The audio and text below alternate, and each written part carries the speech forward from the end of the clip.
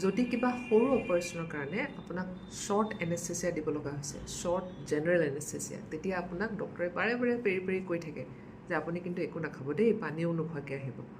কিন্তু বহুত ক্ষেত্ৰত দেখা যায় যে কিছুসংখ্যক লোকে অকণমান মিছা কথা কৈ দিয়ে ডক্টৰক যে আমি একো খোৱা নাই, কিন্তু বিপদ হ'ব আপোনাৰে। কাৰণ কিয় জানেনে?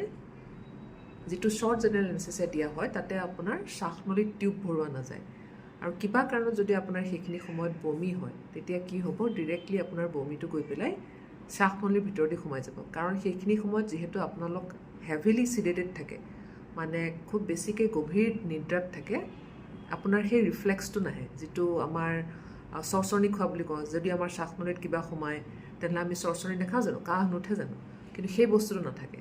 চ' সেইখিনি নাথাকাৰ কাৰণে এইটো খুব ডেঞ্জাৰাছ ছিটুৱেশ্যন হৈ পৰে।